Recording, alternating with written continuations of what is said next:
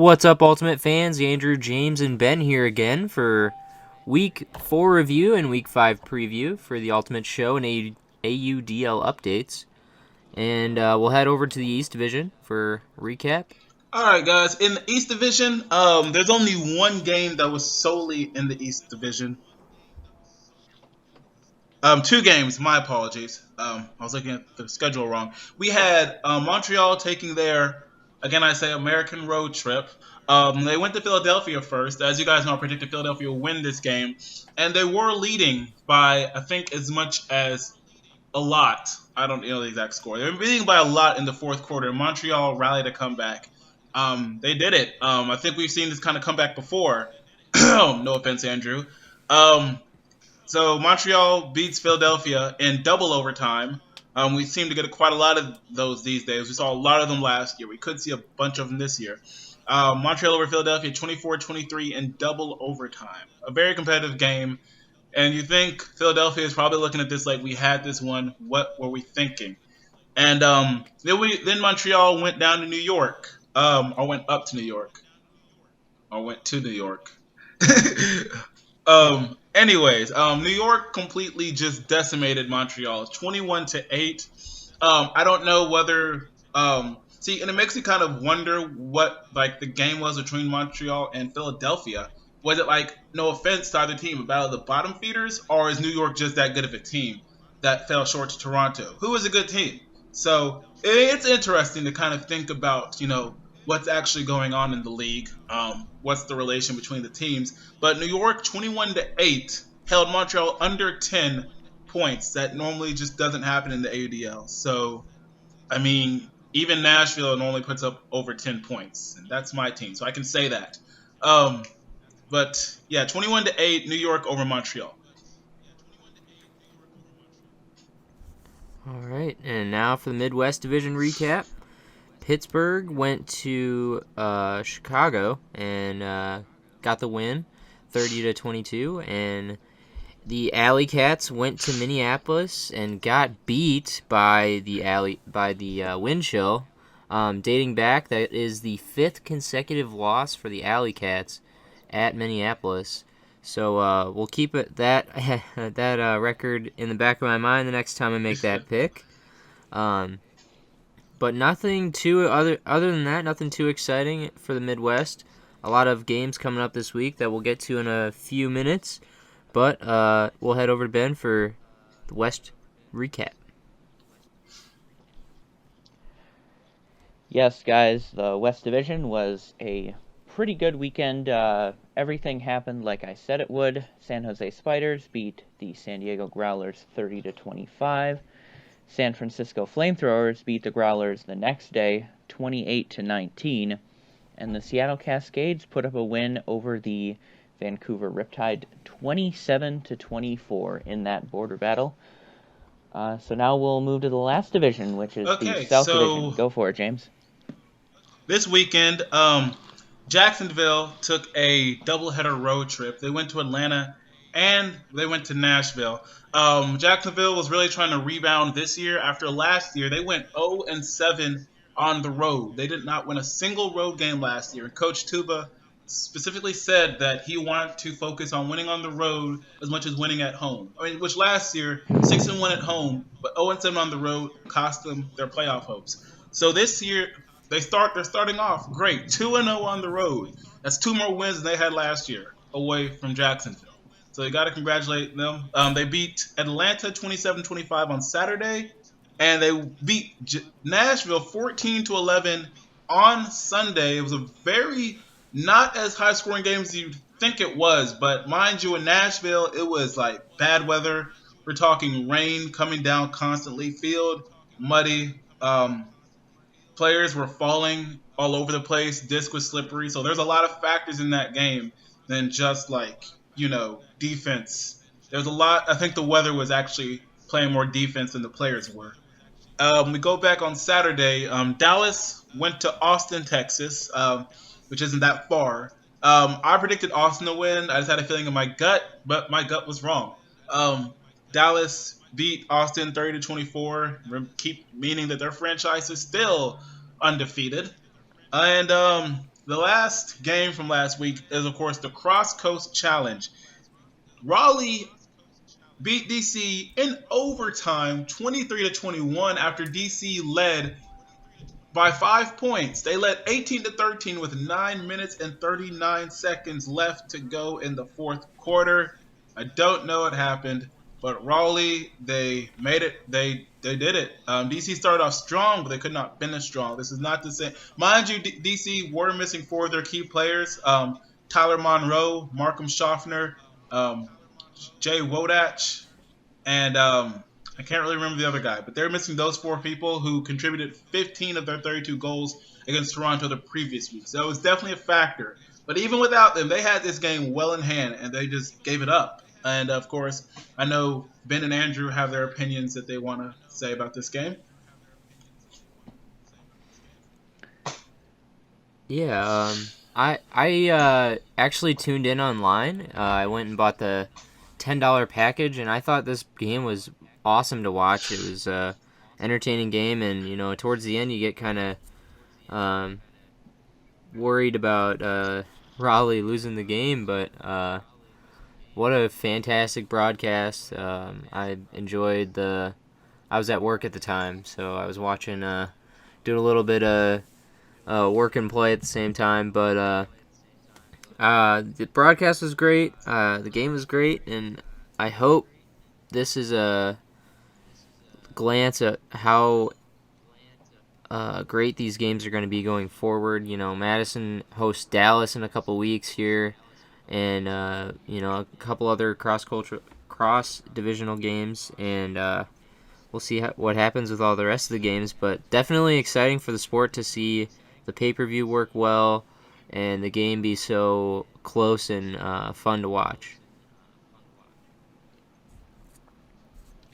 Yeah, and mine is kind of on the same tangent as Anders was. It's very nice to see such a competitive game come out as, the first one in history. I think the league made a great decision, choosing the location, because DC is actually really close to Raleigh, so not too much of a transportation issue there.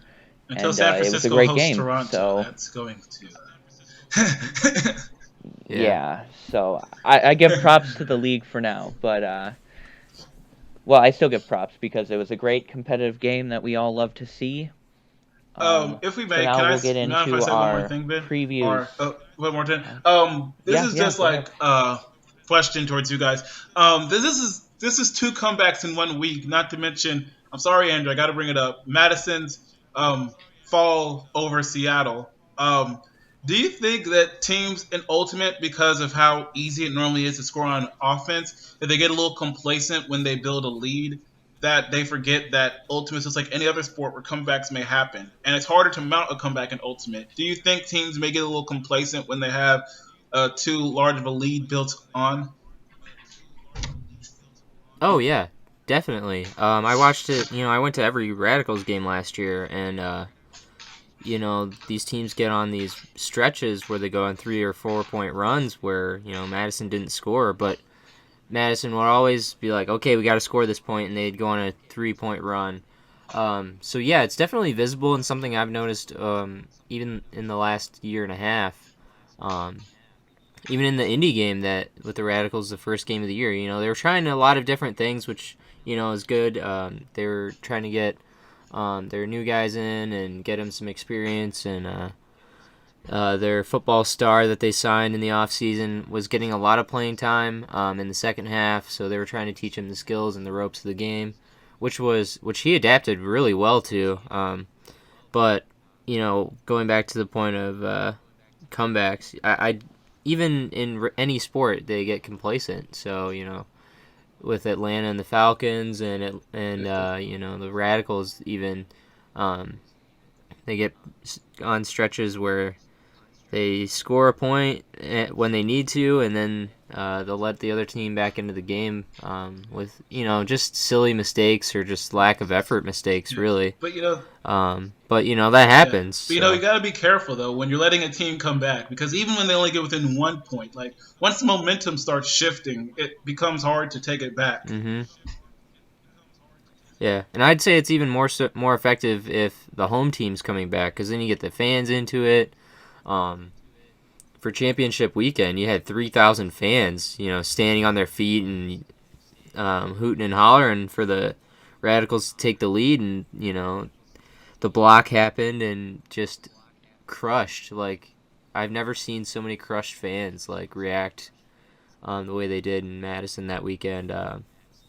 But yeah, it does happen. Teams get complacent, It didn't happen in the Dallas. I think it was the Dallas-Toronto game in Madison, but because Dallas had a stranglehold in the lead at that point. It was like an 8-point lead going into halftime. But yeah, it does happen, and I think teams know that they're not out of it, even if it's like a 4 or 5 point deficit nowadays. So it just takes it takes time, patience, and definitely working on their craft to get back to the lead. And defensively, defense is the toughest part of the game to play. So especially in Ultimate, it's a tall task, and you're never going to be perfect. So. All right, so mine kind of is like what James was saying about like momentum swings. I'm not really sure if, let's just be honest, no lead is safe until the final whistle is blown. But just looking like in basketball, even if like the best team is playing the absolute worst team, they're both going to go on runs where they can do something. So I just think it comes back to the competitive spirit of the game where. That you just have to score every point, but one thing happens and all the momentum you think you had is just gone. And that could be taken from something as simple as like a good defensive effort can turn into a 3-4 point break. So I don't want to say that teams get complacent. I just think when that happens, that the team that's losing steps up. I think that's my take on that. And I'll add one last thing. It goes back to the law of averages too. The Blackhawks played so great this season, and they took the number 1 seed going into the playoffs, and they get blown out at home, and then they get swept in the first round of the playoffs. So that happens. It's a law of averages. By the National Predators, man. Exactly, and you go back to the Cubs. Even in last May, they had that stretch before the All-Star break where they lost like 75% of their games, but they were still in good shape. So, they broke the Billy Goat curse. Exactly. That's all that matters. I will take that to my grave. I live to see a Cubs World Series game. But getting back to it, it's just the law of averages takes effect too. So you gotta keep the players have to keep a positive mind and know that they can come back from any deficit. All right, so some good opinions there. Let's get to predicting this week's games. Let's start with games in the East. So in the Eastern Division, okay. I'm so sorry, guys. My app wanted to crash for like a millisecond, so I got to bring it back up. Okay, in the East, it's week 5. We have Ottawa traveling to DC. This is going to be Ottawa's first game, so I don't really know too much about Ottawa quite yet. They were kind of hush about their signings, I understand. However, we do know what DC is capable of. Besides that fallout in Raleigh, they did take down the Beast of the East, so-called. And may I mention that with DC's, this is the first time in ADL since the Toronto Rush has been a team that after week 4, Toronto's not number 1. Now, mind you, they're all 1-1, like 4 teams had a 1-1. Because of point differential and head-to-head, DC is above Toronto. So I just want to mention that. What is that? So I personally think DC is going to take Ottawa at home. They have the proof that they're capable of beating the Eastern teams. Now, maybe if they see a Southern team at championship weekend, they can turn around and try to think and fix whatever they need to fix. But I think DC can take Ottawa. They have home field advantage. We don't know much about Ottawa, so Ottawa can surprise. But I think DC takes this one. Then we have my favorite Canadian rivalry, Toronto versus Montreal in Toronto. So the first game we're gonna have, like I said, is the battle of the nation's capitals, DC and Ottawa. But then we have Toronto and Montreal, a rivalry that it's always fun to see. Montreal always manages to take one. However, this one's in Toronto, and I don't really know. I mean, Montreal got destroyed by New York 21-8.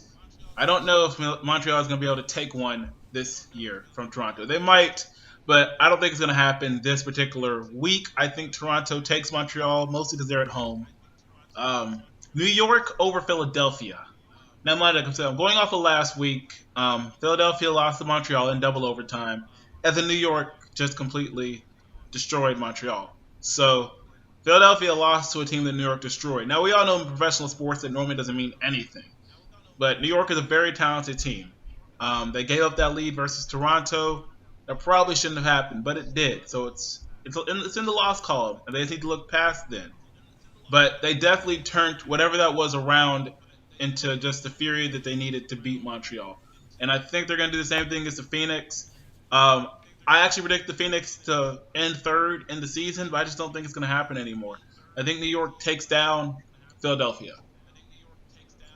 And we're back in Philadelphia. So they're going to New York and then back down to Philadelphia because they have to play Ottawa in Philadelphia. So it's a really interesting game. Two teams we don't know much about. We know Philadelphia has a couple of old MLU players. We know that their coach used to coach the New York Rumble, which wasn't that good of a team in the MLU. But I mean, they had their fair share of good times. And of course, Nicky Spiva, who we all know is a great player when he played for DC Breeze. I'm going to go on a limb here, and I'm going to say Philadelphia beats Ottawa. Like I said, we don't know too much about Ottawa right now. We don't know what they're capable of. So the only safe thing for me to do would be to pick a team I do know something about as of right now. I'm not saying Ottawa can't beat Philadelphia. I'm saying I don't know enough about them to go in their favor yet. So I'm going to say Philadelphia over Ottawa. All right, for the Midwest Division, we have 3 games this weekend. Chicago goes to Detroit, Madison at Minneapolis, and the Alley Cats head to Pittsburgh to face off against the Thunderbirds.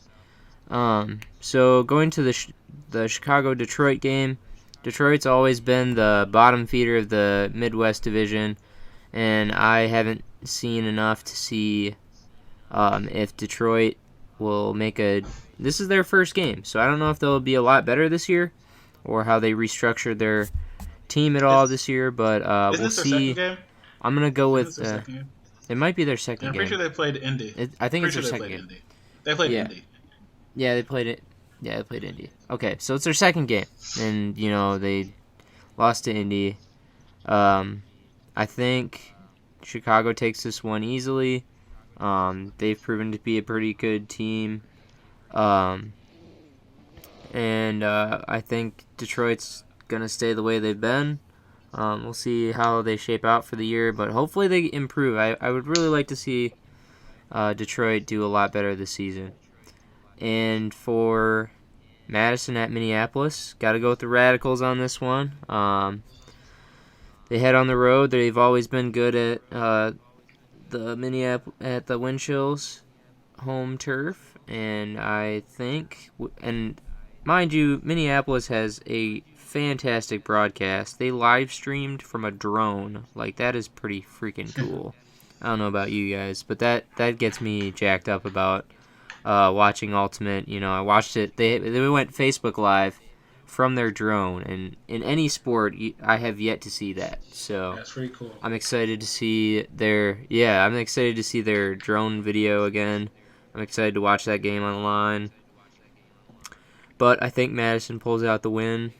Now, Indy to Pittsburgh. This is an interesting game because last year they split with Indy. Indy beat Pittsburgh at home in Indianapolis before the playoffs happened. So they made things interesting for the championship weekend in the playoff picture, but ended up slipping up down the road.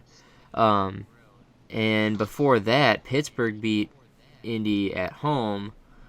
So we'll see what kind of players are there. Tyler D is still with Pittsburgh, so He's I healthy too. think He's actually playing now. yeah, he's back. Yeah, he had a knee injury at the end of last season, so that kept him out of the playoff picture, and then ultimately the Thunderbirds got eliminated late in the playoff run. But I think Indy will make it interesting. But with last week's loss against the Wind Chill, I still don't understand how they did that. I think Indy is a better team than how they played last week, but who knows? But I'm gonna pick Pittsburgh at home. The only team to beat Pittsburgh at home was Madison last year, to have the unbeaten season. So we'll look to see that again, and over to Ben for his picks. Well, you did pick against the Wind Chill last week, and they ended up winning. So I'm hoping there's just a trend here. So, all right. So for the West, we have a Friday night game of San Jose Spiders versus the Seattle Cascades. This is actually going to be a really good game. I did not think San Jose was going to do well this year, but they've proven that they can hang. But I am going to pick Seattle, though. I think they're just a little bit better. Then the next day, we have the San Francisco Flamethrowers versus the LA Aviators. Now, the LA Aviators actually have the lead in this division. They're 2-0 right now, and San Francisco has actually lost. And nobody thought they would lose. But I think I'm going to pick San Francisco just because of, the star power they have. LA's a great team, don't get me wrong, but I just have a feeling on this one. Now, the next game is San Jose's second game of their road trip up to Seattle and Vancouver, and they play the Riptide. I think I am going to go with San Jose to win on this one. They may be tired from the Seattle game, but Vancouver hasn't looked good this year, so I'm going to go with San Jose there. And then the last game in the West shows the San Francisco Flamethrowers and the San Diego Growlers. Now, the Growlers are 0-3, even though they probably shouldn't be, but I think they have too much of a task facing off against San Francisco, so I will also pick San Francisco to win for that. Now we'll get to the last division, which is the South. All right, guys, I'm back. So here's what we have. We have both Austin and Dallas, the two Texas teams, are both taking road trips, so to speak. Austin will be in Raleigh first, and this should be a decent game. We know the firepower that Raleigh has, but when it comes to Texas, those teams normally play well. Austin, they're 0-3 this year, don't get me wrong. But last year, they started off 0-5 and ended 7-7. Not to mention, they were, they were 5-2 against teams that were not the Dallas Roughnecks. Wait, that's not right. You know what I'm trying to say, guys. But they did a lot better when they weren't facing Dallas Roughnecks, which Austin has to face them the most out of anyone in our division, which I feel bad for them because of that. Because when you're playing them 4 to 5 times a season, and it's a powerhouse, it's going to take a toll on your record. You have to beat the Dallas Roughnecks if you're Austin. That's the only way you have a chance of making the playoffs. Or go undefeated with every other team and then lose to Dallas. You might have a chance there. But they're not doing that so far. And they've already lost to Raleigh. And now they're in Raleigh. So I don't see much happening. For that particular game, I think Raleigh takes this by a couple of points. Not a major blowout, but I think Raleigh takes it. Then we have Dallas and Nashville. I would go to this game, but I am going to be busy on Saturday, so I'm most likely not going to be at this game. There's a small chance I will be. However, Nashville is not showing so good right now. 0-3. This is the first season that we're starting off 0-3. We generally start off 1-2, which I know it's still a losing record, but it's better than 0-3. So clearly we're not going to our full potential this year, and to be on a losing streak, then have to face Dallas, that's not good at all. Unfortunately, I say Dallas takes it, and I can't even. I don't even know what the final score will be. I'm sorry, Nashville. I still love you guys. I'll still be rooting for you, but I'll be there in spirit, and I'll be rooting for you. But I think Dallas takes this. I gotta be honest when I'm predicting. I can hope to my personal life, but in professional, I gotta be honest. Oh, then Dallas goes even southern to Atlanta, Georgia, where they play the Hustle. This will actually be the AUDL.TV game of the week. So this will be live stream. Should be Evan Lepler, and who's the Southern Division analyst? I think it's Megan Torme. Chuck Kendrick could be there. Yeah, it could be one. I think it's one of those two. I don't remember 100%. It'll probably be Evan Lepler and Megan Torme. Megan Torme is a good commentator, so she's pretty cool to listen to, at least by my personal opinion. So this would be an interesting game. These two put up some battles last year, some pretty competitive battles. I think Atlanta was probably one of the best teams when it came to that. I still don't like Atlanta because of the Paul Lally deal, but it's okay. Leave us and then go to Atlanta. I understand. We weren't doing anything for you. And we did see this. This was the Southern Division Championship game last year, Atlanta versus Dallas, which Atlanta had a 3-point lead on Dallas in that particular game.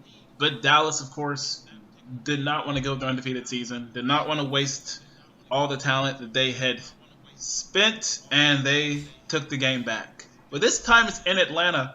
However, I think Dallas is still going to be undefeated after this weekend. It's the ADL.TV game of the week, so tune in. Should be interesting. Decent commentating, but I think Dallas takes this one in Atlanta. Just to continue to be, I think they'll move up to 21-0 as a franchise. I don't see much happening. And then Austin goes down to Jacksonville. So from Nashville to Florida. See here. I don't know if we'll see Brody Smith this week. We haven't heard much news from him. Have you heard anything, Andrew, about Brody Smith? Not recently. He's still doing a lot of business practice, and I think he's still working on getting up to 100%. I don't think we'll see him this season until at least midsummer, I would say. Okay, so we might see him later in the season, but he should not be playing this week. Yeah. I haven't heard anything. So Jacksonville, I mean, they still have Cole Sullivan and big Misha Freystarter. So, I mean, they have a lot going for them still. Jeremy Langdon, who's now, he's actually the leading scorer on Jacksonville. It's not Misha Freystarter. It's Jeremy Langdon. Now, mind you, it's a combination of goals and assists, but leading scorer is leading scorer. So, and Austin, I still don't know that much about Austin. But they're not showing too well. They're close to starting the same way they did last year, 0-5. And frankly, I think it's going to be the same as last year. I think they go 0-2 on this road trip. I think Jacksonville takes Austin. I mean, last week, Jacksonville, they had a muddy game down in Nashville, and they still put out a victory. Jacksonville's offense is on fire, and I think they're probably one of the best teams that can compete with Dallas this year when we get to see that game. Hopefully it'll be a live streamed game. But as of now, we have Jacksonville versus this Texas team, Austin. I think Jacksonville takes it.